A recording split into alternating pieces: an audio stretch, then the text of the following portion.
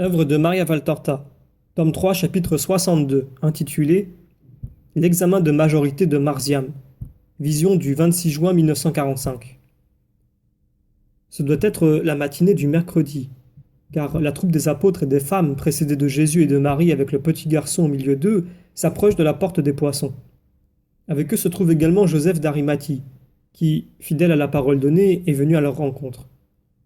Jésus cherche du regard le soldat Alessandre, mais il ne le voit pas. Il est absent aujourd'hui aussi. Je voudrais avoir de ses nouvelles. Mais il y a une telle foule qu'il n'y a pas moyen de s'adresser aux soldats.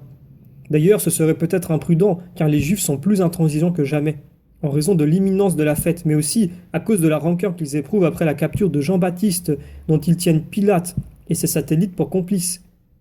Je comprends tout cela par les épithètes et les prises de bec qui s'échangent continuellement à la porte entre soldats et citadins, et par les insultes, pittoresques et peu diplomatiques, qui éclatent à chaque instant en un continuel feu d'artifice.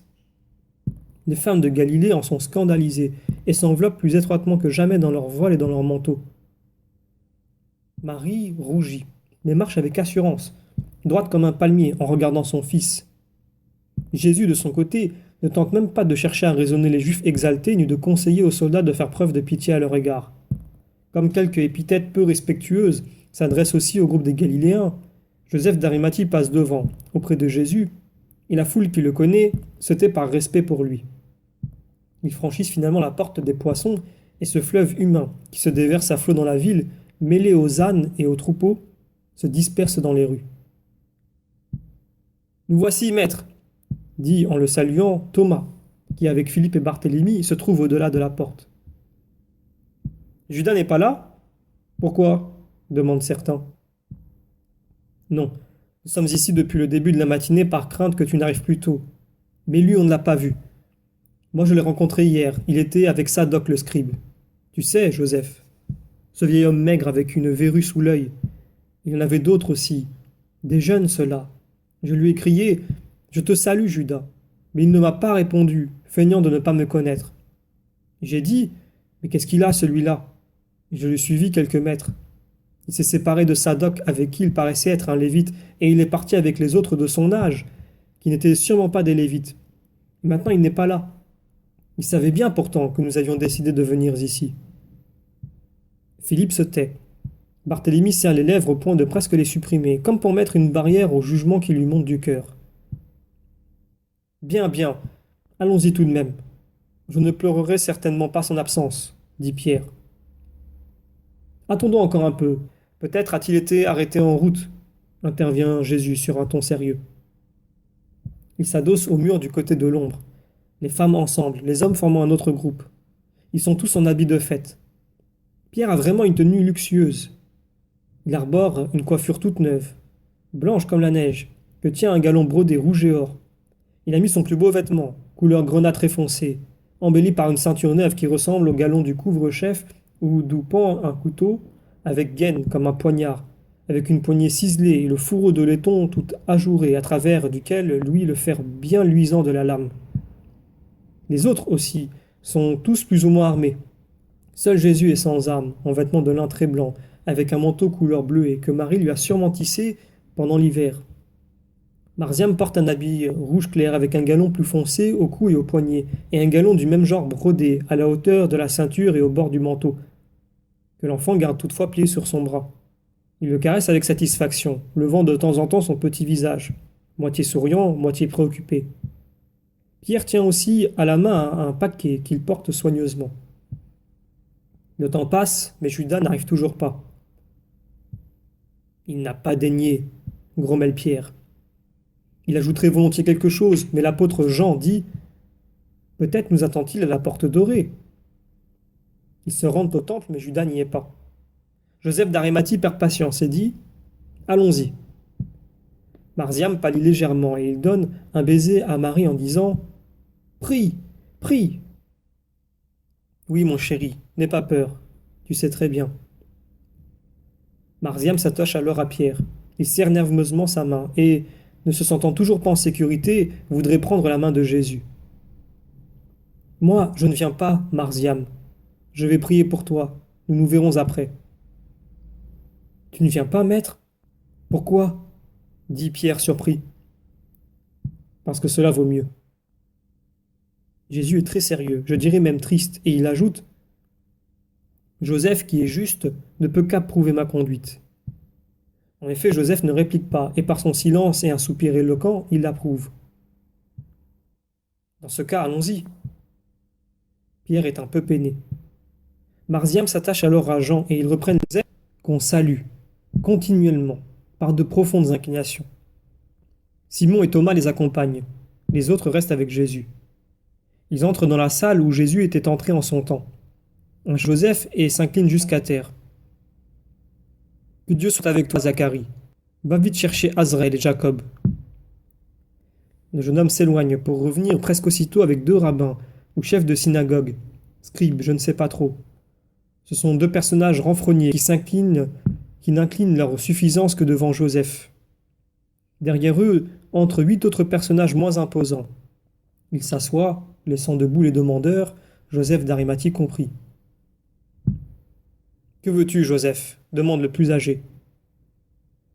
Présentez à votre sagacité ce fils d'Abraham qui est arrivé à l'âge prescrit pour entrer dans la loi et se diriger par lui-même. Il t'est parenté? Il regarde avec surprise. En Dieu, nous sommes tous parents, mais cet enfant est orphelin, et cet homme, de l'honnêteté duquel je me porte garant, il a pris pour que son foyer ne soit pas privé de descendance. Qui est cet homme? Qu'il réponde lui-même. Simon, fils de Jonas, de Bethsaïde en Galilée, marié, sans enfant, pécheur pour le monde, fils de la loi pour le Très-Haut. Et toi, Galiléen, tu assumes cette paternité. Pourquoi? Il est dit dans la loi de faire preuve d'amour envers la veuve et l'orphelin. C'est ce que je fais. Cet homme peut-il donc connaître la loi au point de mériter de... Mais toi, enfant, réponds, qui es-tu? Yabek, Marziam, fils de Jean, des campagnes d'Emmaüs, âgé de 12 ans. Judéen donc. Est-il permis à un Galiléen de s'en charger? Interrogeons les lois. Mais que suis-je? Lépreux ou maudit? Le sang de Pierre commence à bouillir. Tais-toi, Simon. Je parle pour lui. Je vous ai dit que je me porte garant de cet homme. Je le connais comme s'il était de ma maison. Joseph l'Ancien ne proposerait jamais une chose contraire à la loi, ni aux lois. Veuillez examiner l'enfant avec justice et empressement. La cour est pleine d'enfants qui attendent l'examen. Ne l'embinez pas, par amour pour tous. Mais qui nous prouve que l'enfant a 12 ans et qu'il a été racheté au temple?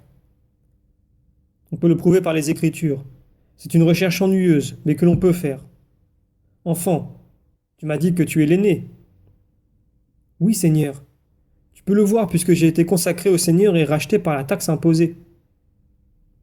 Recherchons donc ces attestations, dit Joseph. Inutile, répondent sèchement les 2 chicaneurs. Approche, mon enfant. Récite-nous le décalogue. L'enfant l'énonce avec assurance. Donne-moi ce rouleau, Jacob. Lis, tu sais lire. Où, Rabbi? Où tu veux, à l'endroit où tes yeux tombent, dit Azraël. Non, ici. Donne-le-moi, dit Jacob. Il déroule le rouleau jusqu'à un endroit donné, puis il ordonne ici. Alors il leur dit secrètement: bénissez le Dieu du ciel et louez-le en présence de tous les vivants, car il a fait preuve de miséricorde envers vous. Certes, il est bon de tenir caché le secret du roi, mais il est honorable de révéler. Assez, assez! Qu'est-ce que c'est? Demande Jacob en montrant les franges de son manteau. Les franges sacrées, Seigneur. Nous les portons pour nous rappeler les commandements du Seigneur. Est-il permis à un Israélite de manger de n'importe quelle viande? Demande Azraël. Non, Seigneur, seulement celles qui sont déclarées pures. Énonce-moi les préceptes. Docilement, l'enfant attaque la litanie des « tu ne feras pas ». Assez, assez. Pour un Galiléen, tu en sais presque trop. Homme, il t'appartient de jurer que ton fils est majeur. Avec la meilleure grâce dont il est encore capable, après tant d'impolitesse, Pierre prononce son petit discours paternel. Comme vous l'avez remarqué, Mon fils, arrivé à l'âge prescrit, est capable de se diriger en connaissant la loi, les préceptes, les coutumes, les traditions, les cérémonies, les bénédictions et les prières. Par conséquent, comme vous l'avez constaté, sa majorité peut être demandée par moi et par lui. En vérité, j'aurais dû être le premier à m'exprimer. Mais ici, les coutumes ont été violées, et pas par nous, Galiléens, de sorte que l'enfant a été interrogé avant son père. Mais je vous dis maintenant, étant donné que vous l'avez reconnu capable, à partir de cet instant, je ne suis plus responsable de ses actes, ni devant Dieu, ni devant les hommes. Passez à la synagogue.